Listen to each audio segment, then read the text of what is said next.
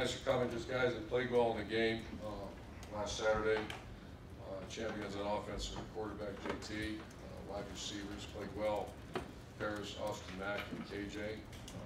Running back, obviously, JT Dobbins played very well. 172 all-purpose yards, 172 yards, and 118 after contact. Billy Price, Brandon Bowen, Isaiah Prince, and Michael Jordan all played well. Tight end, it's good to see him, great champion. Marcus Ball. And then co-players of the game on offense were Jamarco Jones, played very well, and Terry McLaurin, who had 4 catches for 53 yards. However, his blocking was phenomenal downfield. On defense, you had Nick Bosa, Sam Hubbard, Draymond Jones, and Sprinkle in the defensive line. You had Jerome Baker at linebacker. You had Denzel Ward, Kendall Sheffield, and Damon Arnett. I told Kerry you had 3 corners play champions against the Wishbone. It's a hell of a job. They did Eric Smith and Damon Webb, great champions. And player of the game was Tough Borland, 41 and 10 tackles, 2 assists and a tackle for loss.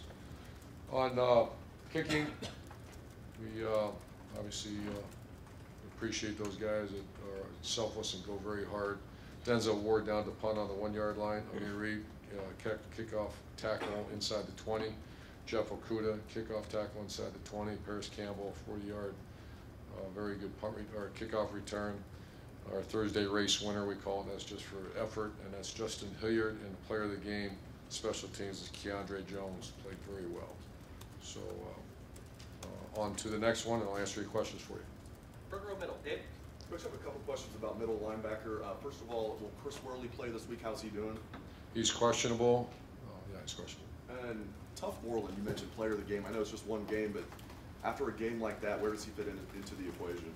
You'd have to ask the defense coaches. Obviously, he's very important to me because he's my middle shield on punt, and very good on kickoff return. So, very valuable member and great kid. His personality matches his name. He's a tough guy. And one more real quick about that. Is there a chance, have you guys had any conversations with the defensive coaches about moving Worley back to the outside linebacker and using Tough Borland as the middle linebacker? You would have to visit with those guys. I'd meet with them later today. We'll have those conversations. Second row left, Ari. Ruben, when you guys are preparing for a football game, from Sunday to Monday, how much of your thought process is 100% on the next game? And do you ever think about making changes or doing things that you might say, hey, this will pay off in week 9?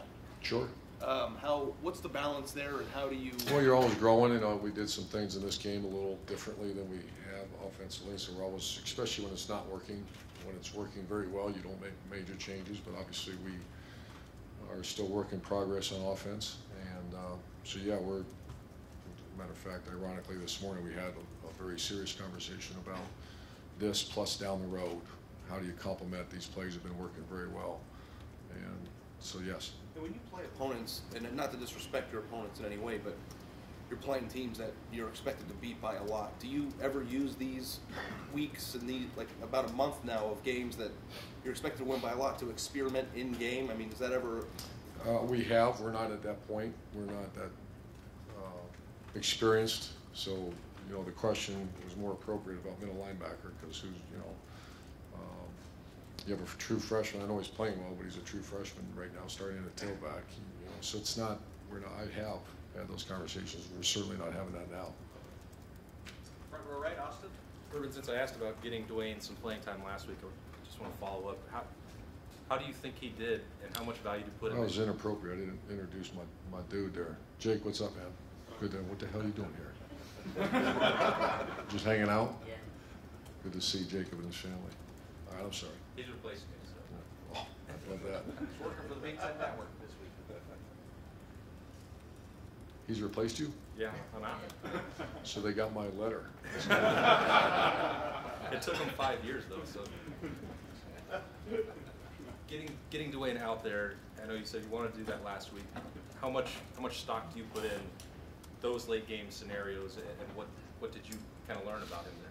Oh, I thought he played very well. You know, I wanted to let him keep going, but that was my call. You know, I don't want to score at the end there and in that game. And you know, Joe is about ready to come back, so we got to make some decisions. Who's the first one in? They're both. You know, last year was very important to get Joe in the game, and he did pretty well when he was in there as well. So that is so important for backup quarterback spot. Because there's maybe less pressure in that when you put those guys in the fourth quarter and the outcome seems decided. Do you give those more value when you evaluate it than practice reps, or what's the evaluation? Much more value. And like you said, there's not as much pressure. At some point, you know, I've done that before where you put a guy in the second quarter of the game. We're not at that point yet, but you'd like to do that. Front row, middle, Bill, for Goodwin. I already kind of touched on this a little bit, but you're in a stretch now where you're playing opponents that on paper look overmatched. What do you want to get out of this period of this schedule when you know what's coming up later, but you know where you are right now as a team? Like I said, there's been times, I don't know if I'd say it in here, there's been times where in my mind and maybe a couple key members of the staff, we started having those conversations. We are not there yet. You know, we got so many issues to fix that were exposed early in the season. And so what am I trying to, we're trying to get better and better, win games. That's all. We're not at that point. In your mind, what are the areas that you think are absolutely critical to get? Pass defense and continued growth on offense. And punt return has still been non-existent. You know, it's no one's fault. We haven't had very many opportunities to return a punt. Punt team I'm very pleased with. Kickoff coverage is a mess right now. You know, we don't have a kicker that can kick the ball. If you notice, one almost went out up in the seats. So there's plenty of things that have a lot of issues that we have to get cleaned up, and all our focus is on that. And it's young players that, you know, so I'm thinking about Nuremberger being our kickoff guy. Those are the questions those are all the things our focus is on those. Front row left, Bill. Urban, you were very complimentary of the scout team on your radio show Yeah, they're last week. incredible, yeah. I wanted to ask you specifically about Tate, because there are a lot of teams who have to maybe put a walk-on or even put a guy from a different position at quarterback. What has it meant for you guys to have a player like Tate be the scout team quarterback? We won the game because of that. They took a ball, you saw our rivals and other teams that play service academies. You know, there was over 700 reps that went into this. Coach Gianna was telling me. We started this in March, and they took the ball 99 yards on us, 18 plays, 9.5-minute drive, and that's not uncommon. It's not uncommon to have 40 plays in a game against a team like that. When I was at Notre Dame, that happened many times, and we lost Air Force one year because of that. So the amount of time and effort that went into it, also the amount of time and effort that went into preparing Josh Myers and Wyatt Davis were our starting guards on the scout team. And Tate Martell was playing quarterback. That was legit. And Coach Shadow had a nice visit with our team about that, and no one appreciates it more than our players. And then I guess in general, how has Tate handled being in that role, and when he's out there, like, do you see flashes of what he can be? I really do. I'm really excited for his future. You know, I saw a player in the spring, without getting too personal, that was worried about this, worried about that. It was probably social media, whatever, you know. And it happens in high school when you're in a very successful program and you're a very successful player. And I've seen a guy that has ripped his chest open. I hope it stays that way, and I'll do anything to help this team win a game. Those are the guys with careers that take off. The other stuff, you know, I'm going to transfer here, go do a research project and see how many people fail when they are being given bad advice. So he's handled it very well. Front row right, over here, Jacob. Urban, how do you think JT played this game versus the Oakland game? You had to read that question? Try it again. Don't read it. Go ahead. Urban, how do you think JT played versus the Oklahoma game? Played much better. I think the surrounding cast was much better. Obviously, you know, Oklahoma's one of the top couple teams in America, and we didn't play as well. He didn't play as well, but all of us did not play as well, or coach as well. Front row middle, second row middle, Rob. Urban, you want improvement, obviously, but you know that perfection is not possible. You know that. But there's so much noise out there, expectation. How do you find contentment, you personally, and as the program, not meeting perfection even when it's out there. I mean, JT can go 19 for 20 and there's noise. That used to be a major issue with me. It really is not. And to say I'm not human and I don't hear it once in a while, I try to avoid it. Like, I'm the first guy that, I'll check recruiting and check some things on my iPad. When something's not going well, I just avoid it. Like it's, I ask our players too, and it's hard to at times. But it's also, we made a decision to come to Ohio State, a top 5 program, and what's the expectation of life in a big city? If you don't want to, it's an easy answer, JT, leave. We won't let them, or it's an easy answer for me, leave. Don't do it anymore. And so it really, anything external is far less than what's going on in internal, is the way I look at it. And come out to the practice field and watch the grind, the work, so we don't have bad things happen. Second row middle, Ryan. You mentioned before the Indiana game that Damari McCall was dealing with, like he was a little banged up and needed to do some more work. I was just wondering where he stands with that, and if it's just a matter of other guys being better than him as far as him not getting on the field. Not ready to say that yet. He certainly needs to improve. He has not been at full speed. He's much closer than he was. I'm going to try to get him in a game and determine if he can go. He had a tough injury, and for those kind of guys, that groin abdomen injury that he had, so he's getting better. Far left, Lori. Coach, a couple of your players thought that you would revisit the Oklahoma film yesterday. One, I wonder if you did that, and two, in a vacuum, is the best time to coach a kid right when the sting of a disappointment is greatest, or when he's a little emotionally removed from that and you're in that move-on stage from that process you discussed last week? That's a great question, and first we did, not on offense. Offense, we hit it all last week because it was similar type, some similarities on defense, but defense, I thought Greg did a good job. You had to put it away. You had to put that away, and so they spent all day yesterday on Oklahoma. Graded the effort and rewarded the effort in here with me and the team, and then they went to work, and they'll continue to work on, because now we're going to see another spread offense. And then the second part of the question was, that's very good. When do you browbeat them? Do you beat them to death when you lose, as opposed to, no, it kind of depends on the player. If it's a player that needs to be hammered and because of effort, but those players, we're fortunate. I have good guys. If it's a bad guy, they won't stick around here very long. And you have to inspire and motivate. I think I said that last week too. Our job as a coach after a loss is to fix it and inspire and motivate, because it's very hard on them. Far left, Matt. Saw you get, ball screens, quick passes a lot on Saturday. Ball in your hands. Was that a game-specific thing, or was that when you look at things you need to do, get the ball in Paris Campbell more? Well, for example, we're trying so hard. Their teams are playing pretty soft. We tried to throw a couple, and everybody's just playing so soft. So kind of the game was, we have full allotment of a game plan. If they're playing here, you'll see more of these. If they're playing there, you'll see more of what you saw Saturday. So we have that available. We're going to have more of that available, and depends on how the game's going. And if you remember how the way Army was playing, let's play the smart. Try to keep everything in front of you. Don't let anything over the top. And we knew that. And I thought JT and everybody managed it very well, which means it's going to be a lot of horizontal passing. And if it's the tighter the defense, you'll see more vertical passing. Paris Campbell's role, we saw him a little bit more like Curtis Samuel last year. Is that your envision for this? Yeah, and he's, everybody can see it. I'm just so upset that we had another holding call. But one thing about that, we had 3 holding calls, and it wasn't because of late. One was very bad technique. The others were just incredible effort. You just got to let go of the jersey.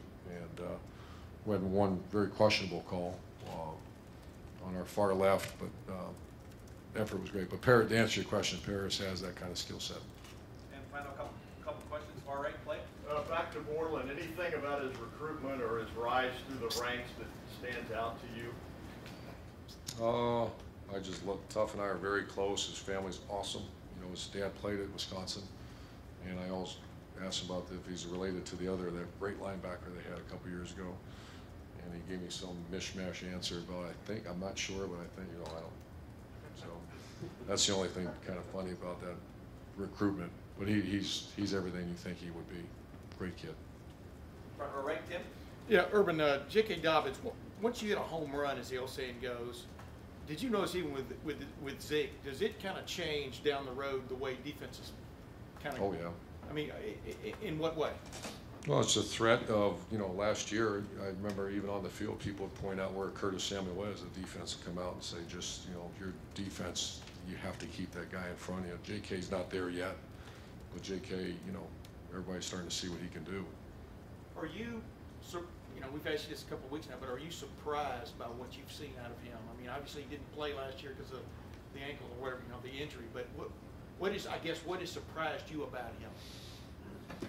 Oh, well, he's from a very small town, so I don't want to see him as an unknown, but, obviously we kind of had a strong opinion of him. We wanted to have it verified as a senior, and he couldn't, so there was a little unknown. I remember going down there in January or December, and great people in the town, but there was some bit of unknown, very much, it didn't, you wanted everything verified on senior tape, and you got nothing. I think he got hurt in the first play. Yeah. And spring, I saw glimpses of it. Fall camp is when I saw, watch out, this could be a really, really good player for us. So now, how do you play that with him and Mike? Because there's that thinking that prime running back needs to get some carries to get a roll going in a game. But how do you play that down the road now? Well, everybody, it's not that Mike is a lost soul around here. He's one of the few freshmen. I want to say three freshmen ever to rush for 1,000 yards as a freshman. So he's very critical for us as we continue to move forward, and conference play coming up in a few weeks. So we're going to need him at full strength. He's still not full strength, and so we just have to make sure we get him full strength. And he's, I can tell you that Mike Weber 2 years ago, and I say this politically correct, it was a hard time for me to walk across the street for him. That's not too rough, is it? And then his growth in 1 year, and then by the time this spring and this summer, he was one of our hardest working guys on the team. His commitment to our program is incredible right now, so he'll be rewarded once he gets back full speed. And final question, Doug, front row left. Urban, can you delve a little bit more into JT just running the offense, making decisions in that zone read? I think it's easy at this point maybe to take that for granted with him. Why is he good at that? What makes him good at that part? We know that's so important to this offense. And just why is he makes it seem so natural sometimes? Yeah, he's a very intelligent player. He's a guy that works extremely hard. He puts more hours in than anybody on our team. He's very experienced in, and you're right, he's great in. Braxton was a guy that was hard for Braxton. Other things were not hard, like making 3 guys miss and run 60 yards. He was blessed with that.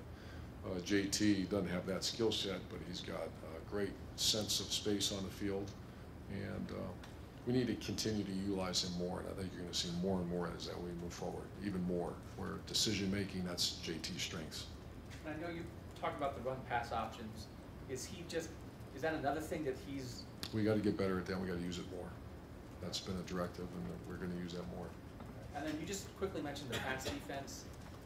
Are some of the true freshmen there, Okuda or Wade, are those potential guys? Wade's been dinged up a little bit. He didn't practice last week. Okuda's scratching the surface of playing time. Sheffield is getting better. He had his best week of practice last week. And I know it's his 3rd year in college, but he has not had a lot of experience. And Ward's got to continue to get better. So those are the guys that are going to, we keep moving forward. And Damon Arnett. Damon Arnett was more of a nickel back type guy, and he's getting better as well. Coach, thank you very much. Thanks, guys.